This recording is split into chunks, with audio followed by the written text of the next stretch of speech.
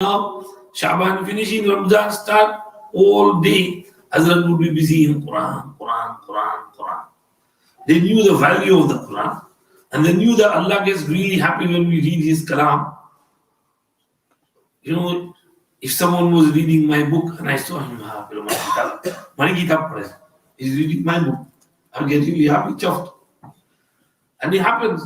Once I think so, I went somewhere, I don't know where. And in the masjid, there was my kitab and someone was reading my tafsir of Surah Yusuf. So, mashallah, my kitab. Now, Allah sees us, He's going to get happy. Meri kitab padhta hai. He's reading my kitab, my kalam. And when Allah gets happy, you're done. So, we should try and read as much Quran as we can. May Allah give us tawfiq to do so. Hazrat Shaykh Rahmatullahi Alayhi, and especially in Ramzan. Hazrat Shaykh Rahmatullahi Alayhi is now moving on in hadith number 11 towards becoming Hafiz and making your children Hafiz. عن معاذ الجهني رضي الله عنه قال قال رسول الله صلى الله عليه وسلم من قرأ القرآن وعمل بما فيه ألبس والداه تاجا يوم القيامة ضوءه أحسن من ضوء الشمس في بيوت الدنيا لو كانت فيكم فما ظنكم بالذي عمل بهذا رواه أبو داود وصححه رواه أحمد وأبو داود وصححه الحاكم. Sayyiduna Muaz ibn Jabal radiyallahu ta'ala anhu reports that Rasulullah sallallahu alayhi wasallam said, whoever reads the Quran and acts upon what is contained in it, whoever reads the Quran and acts upon what is contained in it, his parents will be made to wear a crown on the day of judgment, the brilliance of which will excel that of the sun if the same were within your worldly houses. So, what do you think about the person who himself acts upon it? How much Allah will reward him? Faida. Thus, it is through the virtues of reading the Quran and acting upon it that the parents of the reader will be honored with a brilliant crown, the brilliance of which will far excel the light of the sun, even if the sun were within one's own house. The sun is at a huge distance from us, and even then its light is so bright. If the sun comes down into one's house, its light and brilliance will surely increase manifold. The light of the crown to be worn by the parents of the reader will be still more brilliant. When this is in store for the parents, what will be the reward of the reader himself? Surely, if the beneficiaries get so much, the reward of the person who is the real cause should be much more. The parents get this reward solely because they were the cause of the reader coming into being or were responsible for his education. And in our climate, they put him into Hifz class, they paid his fees, they brought him to madrasa, dropped him off, picked him up. All this hard work and effort does not go to vain. Allah subhanahu wa ta'ala rewards the parents for all the efforts they make behind their children. In addition to the fact that the light of the sun will be far greater if it were in one's house, this similitude implies yet another delicate point. Attachment and liking for things increase when it always remains with a person. Therefore, the feeling of strangeness of the sun due to distance will give place of attachment because of its close nearness all the time. Thus, in addition to describing the brilliance of the crown, the hadith implies this attachment with the crown and also the great satisfaction that it belongs to oneself and it will be his forever. Everybody gets benefited by the sun, but if it were to be given entirely to a person, how very proud he would feel. Hakim has reported from Buraidah radiallahu anhu saying of Rasulullah sallallahu alayhi wasallam, one who recites the Quran and acts upon it will be made to wear a crown woven with noor, and his parents will be made to wear garments which will be more valuable than the entire world. They will say, Almighty Allah, what is it that we are being given these garments for? In lieu of reading Quran by your child will be the reply. It is given in Jam'ul Fawaid by Tabrani that Hazrat Anas radiallahu anhu reported the saying of Rasulullah sallallahu alayhi wasallam, whoever teaches the reading of Quran to his son, meaning without memorizing it, all his sins, whether the previous or subsequent, will be forgiven. And whoever makes his child memorize the Quran, making a hafiz, will be raised on the day of judgment in the semblance of full moon. And his son will be asked to start reciting. And for every ayat read by the child, the status of the parent will also be raised to the next higher grade of Jannah till the recitation of the Holy Quran is completed. Such are the blessings for teaching the Quran to children. This is not all. There is another point.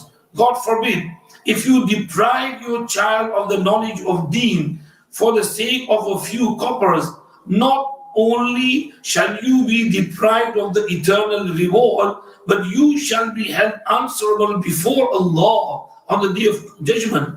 Is it not a fact that you are depriving your dear child of reading Quran for fear that mullahs and huffaz, after memorizing the Quran, become dependent on others for their living? Please remember that not only do you expose your children to eternal misery, but carry on your shoulders a heavy accountability. The hadith which says, "Kullukum ra'in wa kullukum mas'ulun an ra'iyyatihi." Each one of you is a guardian and will be questioned about those under his control, means that everyone shall be questioned about his subordinates and dependents as to what extent he taught Deen to them. Surely one should guard himself and his dependents against these shortcomings. But as the proverb goes, should one discard clothes for fear of lice? Nay, one should surely try to keep his clothes clean. If you impart religious education to your child, you will be free from your responsibilities.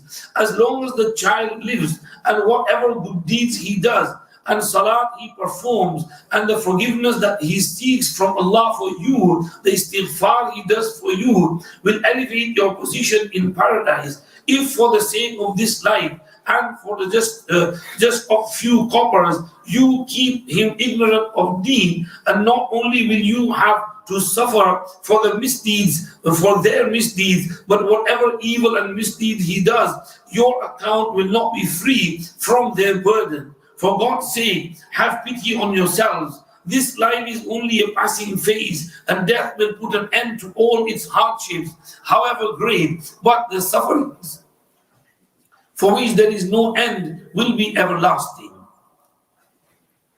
Hadith number 12. عن عقبة بن عامر رضي الله عنه قال سمعت رسول الله صلى الله عليه وسلم يقول لو جعل القرآن في إهاب ثم ألقي في النار ما احترق. رواه الدارمي. Uqba ibn Amir radiallahu anhu narrated that Rasulullah sallallahu alayhi wasallam said, if the Quran is placed in a skin and then put in fire, it will not get burnt. The scholars of hadith have interpreted this hadith in two ways. Some of them take the word skin and fire in literal sense. In this case, the hadith refers to a miracle which was particular in the time of Rasulullah sallallahu alaihi wasallam, in the same way as the miracles of other prophets were specific for their lifetime. In the second case, meaning this was with the Prophet sallallahu alaihi wasallam, that if someone put the Quran in a skin, leather skin, wrapped it up, threw it in the fire, the leather would burn, but the Quran will remain as it is. And you must have seen many such photos where fire erupted, everything was burned except the Quran. Or maybe a car was in an accident and inferno and the whole car is burned, but there was Quran in the glove box and the Quran was okay, the whole car was burnt. So this is something miracle of Quran. Other Sheikh says it could be restricted to the lifetime of the Prophet ﷺ, meaning some case happened where a house got burnt, but the Quran Mus'haf did not get burned. The pages of the Quran Sharif remain intact. So it could be referring to that. In the second case, the word skin is interpreted to mean the human skin. And the word fire means the fire of hell. Thus, the application of the hadith is general and not confined to any particular period. It means that if any hafiz of Quran were cast in due to any crime on his part, the fire of hell will not affect him. In another hadith, it is said that the fire will not even touch him. The second interpretation of the above mentioned hadith is also supported by another hadith reported by Abu Usama radiallahu anhu, and also given in the famous book Sharh al-Sunnah by Mullah Ali Qari rahmatullahi alayhi, which says, learn the Quran by heart, because Almighty Allah does not punish the heart which contains the Quran. In its meanings, this hadith is clear and confirmed by the Quran. Those who regard memorizing of the Quran as useless should, for God's sake, ponder over these merits. The last mentioned alone should prompt everybody to dedicate his life to learning the Quran by heart, because there is no one who has not committed sins and does not deserve the fire of hell. May Allah protect us. In Sharul Ihya, there is a list of those people who will rest in the shade of Allah's mercy on the horrible day of judgment. It is mentioned therein that according to a hadith reported from Sayyidina Ali karamallahu wajhahu by Dailami, that the custodians of Quran, in other words, those who learn the Quran by heart, will be in the shade of Allah in the company of the prophets and the virtuous people. Hadith number 13. عن علي رضي الله عنه قال قال رسول الله صلى الله عليه وسلم من قرأ القرآن فاستظهره فأحل حلاله وحرم حرامه أدخله الله الجنة وشفعه في 10 من أهل بيته كلهم قد وجبت له النار. رواه أحمد والترمذي وقال هذا حديث غريب. وحفص بن سليمان الراوي ليس هو بالقوي يضعف في الحديث. رواه ابن ماجه والدارمي.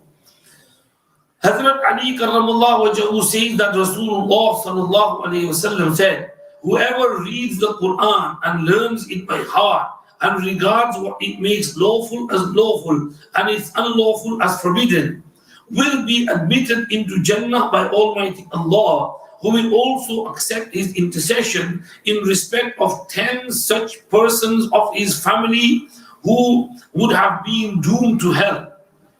By the grace of Allah, entry into Jannah is ensured for every believer, though it may come after his being punished for misdeeds and disobediences. The Hafiz will, however, be favored with this entry of Jannah right from the beginning. The 10 persons in whose favor his intercession will be accepted will be those sinful and disobedient Muslims who are guilty of major sins. There can be no intercession, however, for the unbelievers. Almighty Allah has said, إِنَّهُ مَنْ يُشْرِكْ بِاللَّهِ فَقَدْ حَرَّمَ اللَّهُ عَلَيْهِ الْجَنَّةِ وَمَأْوَاهُ النَّارُ وَمَا لِلظَّالِمِينَ مِنْ أَنصَارٍ. Whoever ascribes partners unto Allah, for him Allah has forbidden Jannah, and their place is hell, and for evildoers there will be none amongst the helpers. It is also said in Quran, مَا كَانَ لِلنَّبِيِّ وَالَّذِينَ آمَنُوا أَن يَسْتَغْفِرُوا لِلْمُشْرِكِينَ.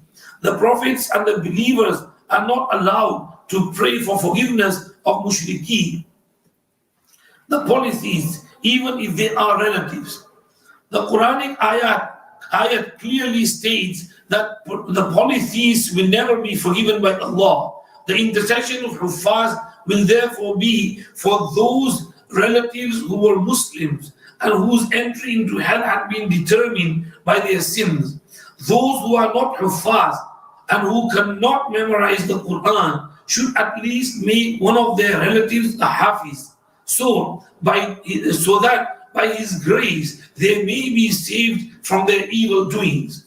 Allah be thanked for His gracious favor on the person whose father, uncles, grandparents, or both maternal and paternal were all Huffaz. This applies to the author. May Allah bless him with more favors.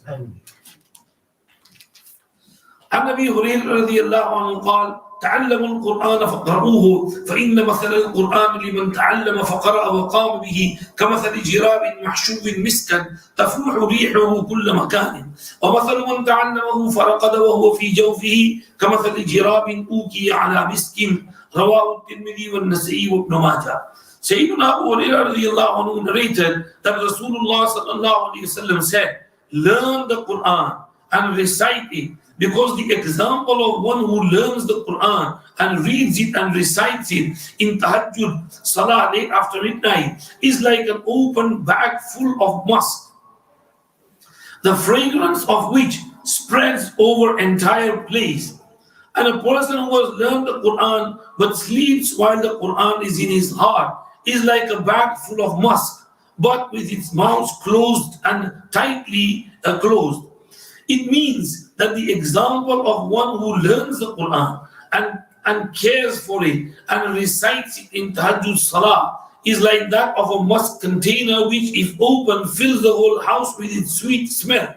In the same way, the entire house is lit up with divine light and blessings due to the recitation by the Hafiz. Even if the Hafiz remains asleep or does not recite through his negligence, the Quran in his heart is in any case the musk. This negligence resulted in the loss that others were deprived of the blessings of the Quran, but his heart does not. His heart does in any case contain the musk of the Quran. May Allah give us tawfiq to learn Quran, teach Quran to our children, to recite it, understand it, and to practice on it. पढ़ ले थोड़ी देर कुरान शरीफ इंशाअल्लाह. सुभानअल्लाह बिहम्दिही सुभानअल्लाह व बिहम्दिका नशहदु अन ला इलाहा इल्ला अंता नस्तगफिरुका व नतूबु इलैक.